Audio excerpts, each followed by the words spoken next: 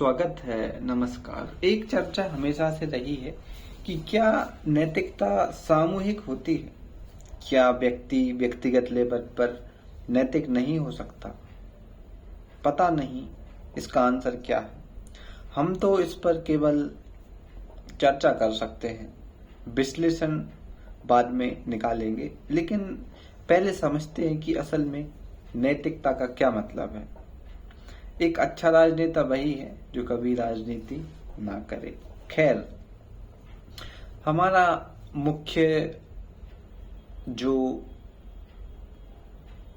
Point है वो यही है कि क्या नैतिकता असल में सामूहिक होती है या एक इंडिविजुअल नैतिक हो सकता है, या फिर जो नैतिकता है वो व्यक्तिगत होती है। इसी पर हम एक चर्चा करने वाले हैं, समझते हैं। देखिए, नैतिकता का मतलब ये होता है कि सामूहिक लेवल पर किस चीज को आप अच्छा या बुरा मान रहे हो। उदाहरण के तौर पर एक व्यक्ति है जो चोरी करता है। अब उसको तो ये चीज सिंपल लग रही है, आसान लग रही है, और उसके लिए इसमें कुछ भी बुरा नहीं है। क्यों? क्योंकि इससे उसको पैसे, वस्तुएं जो भी है वो मिल जाती हैं, वो उसको अपना काम समझता है। लेकिन जब हम इस चीज को सामाजिक लेवल पर अप्लाई करते हैं तो समाज, सोसाइटी, राज्य, स्टेट इस चीज को अलाउ नहीं करता है चोरी करने को। वो इसको इलीगल मानता है या फिर बुरा मानता है। तो यही वो पल है जब नैतिकता डिसाइड हो जाती है कि नैतिकता सामूहिक होगी या व्यक्तिगत। चलिए समझने की कोशिश करते हैं इस परिप्रेक्ष्य में कि क्या असल में नैतिकता व्यक्तिगत भी हो सकती है। देखिए, हाँ, मेरा जवाब है कि व्यक्तिगत हो सकती है नहीं, व्यक्तिगत है नैतिकता। और नैतिकता को सामूहिक से ज्यादा व्यक्तिगत होना चाहिए। समझ रहे हैं क्यों? क्योंकि कई बार समाज में ऐसे नियमों को अच्छा बना लिया जाता है, मास का मतलब होता है बहुत सारे लोगों के द्वारा, जो असल में सही भी नहीं है, लेकिन लोग उसको मान रहे हैं नैतिक। तो जो पक्ष या फिर कुछ लोग होंगे जो उस चीज से असहमत होंगे और उसके वो उलट तर्क दे रहे होंगे। हो सकता है कि वो कम लोग सही भी हो उस मामले में, नहीं पता।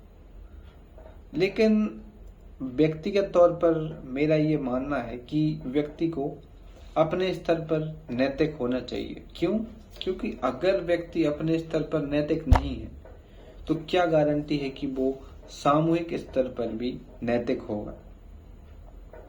चलिए हम एक बहुत बढ़िया उदाहरण से समझते हैं कि हम जब देखते हैं सुकरात को, तो सुकरात की जो नैतिकता थी वो सबसे बढ़कर थी।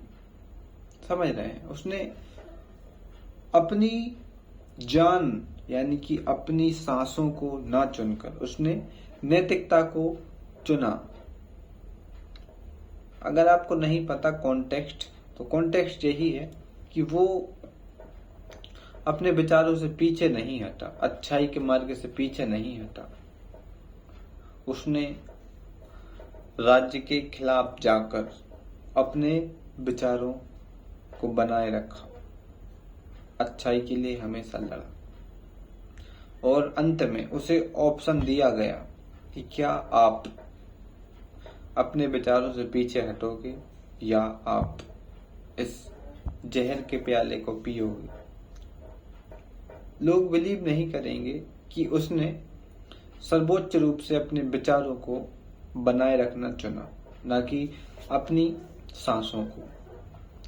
तो मैं कह सकता हूं कि नैतिकता व्यक्तिगत है और नैतिकता को सामूहिक से ज्यादा व्यक्तिगत होना चाहिए। हालांकि कुछ लोग इस चीज से सहमत नहीं होंगे, पता नहीं क्यों नहीं होंगे, क्योंकि नैतिकता के जो पैमाने हैं वो परिस्थितियों के हिसाब से बदल सकते हैं। देखिए, इस पर हमेशा से एक डिबेट रही है कि नॉन वेज सही है या फिर वेज सही है।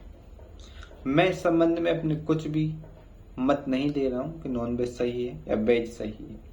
मैं भौगोलिक कारणों से बता रहा हूं कि जो यूरोपीय देश हैं या फिर जो ठंडे प्रदेश हैं, वो अपने आप को वेजिटेरियन नहीं बना सकते। उनका कहना यह है कि हमारे ठंडे प्रदेशों में हमारी बॉडी के लिए जो पोषण है वो ज्यादा हमें नॉन वेज खाकर ही मिलेंगे। हाँ, ऐसा उनका तर्क है। बिल्कुल। और जब हम एशिया में देखते हैं, इंडिया में देखते हैं, तो बहुत सारे लोग ये तर्क देते हुए पाए जाते हैं कि हमारे पास पर्याप्त जमीन है, पर्याप्त अनाज हम उगाकर खा सकते हैं। ये तर्क लोगों के द्वारा दिए जाते हैं जो शाकाहार का फॉलो अप करते हैं। ठीक है, बिल्कुल सही बात। अब आप ये डिसाइड नहीं कर पाओगे कि यहाँ पर कौन सही है और कौन गलत है। मतलब आप नैतिक रूप से किसे सही मानोगे, क्योंकि वो लोग भी अपना पेट भर रहे हैं। और अगर आप देखिए, यहाँ पर मैं क्लियर कर दूं कि ये मेरे स्वयं के विचार नहीं है। जो चीजें तर्क है मैं वो पेश कर रहा हूँ। ठीक है, एक नॉर्मल व्यक्ति भी इस तरीके के तर्क सोच सकता है। तो अगर आप ये कह रहे हो कि नॉन वेज खाना सही नहीं है ना, तो आप फूड चेन को फिर गलत कह रहे हो। क्यों? क्योंकि फूड चेन में भी सेम चीज हो रही है। एक जानवर दूसरे जानवर को, दूसरा जानवर तीसरे जानवर को, और जो इंसान नामक जानवर है वो दूसरे जानवरों को भी खा लेता है। तो इसको आप नैतिक मानोगे या फिर नहीं मानोगे, ये आपके ऊपर डिसाइड करेगा कि आप किस नजरिए से देख रहे हो। ठीक है। और नैतिकता का एक और पक्ष है, वो ये है कि हम अगर सारी चीजों को नैतिक माने, मतलब अगर आप एक ये विचार लेकर चलो कि हम दर्द को हटा दें। दर्द से मतलब देखिए, ज्यादातर लोग नॉन वेज का विरोध इसलिए करते हैं, क्योंकि इससे जो व्यक्ति या फिर जो भी जानवर वो खाने वाला है, जब उसको दर्द दिया जाएगा तो वो दर्द रियल है। इसीलिए लोग इस चीज के खिलाफ हैं कि दर्द जो फील हो रहा है वो रियल है, उससे नहीं बचा जा सकता। हाँ, उसकी जो परिस्थितियां हैं रहने की, आप किस जानवर को खाने की कोशिश कर रहे हो, मतलब खा रहे हो। और हम देखते हैं वेस्ट में, अमेरिका हो गया और हमारे जो यूरोपीय कंट्रीज हो गए, ठंडे प्रदेश हो गए, विशेषकर इन देशों में जानवरों को पाला ही इसलिए जाता है कि उनको खाया जा सके। ये मैं अपने आप से नहीं बोल रहा हूँ, आप जाइए और बढ़िया डॉक्यूमेंट्री है इसके ऊपर, कैसे वो बड़े बड़े फार्म हाउस बनाते हैं, बड़े बड़े चारागाह बनाते हैं, उनको बढ़िया तरीके से रखते हैं पशुओं को, अपने जानवरों को, और फिर जब एक निश्चित समय आ जाता है तो वो उनको डिवॉलिश कर देते हैं। और जगह जगह पर फैक्ट्रियां हैं जो फिर उस जो प्रोडक्ट उससे बना है उसको जगह जगह पर भेज देती हैं, फिर लोग उसका कंजम्पशन करते हैं। और लोग इस तरीके की बात करने से बचना चाहते हैं, जबकि ये सच्चाई है। तो नैतिकता मुझे नहीं लगता कि सामूहिक हो सकती है। सामूहिक तौर पर आप किसे नैतिकता मानोगे, बताइए आप किस चीज को आप सही मानोगे। देखिए, हम अगर ये कहें कि जो प्रकृति है वो भी अनैतिक है, मतलब प्रकृति खुद नैतिक नहीं है, तो ये एक वैलिड पॉइंट है। क्यों? क्योंकि प्रकृति में खुद ये चीज फॉलो अप नहीं हो रही है। अगर हम ये कहें कि किसी की जान लेना नैतिक नहीं है, तो प्रकृति ने इस तरीके के जानवर बनाए हैं कि वो केवल और केवल मांस का ही यूज करेंगे, उसके अलावा वो कुछ नहीं खाएंगे।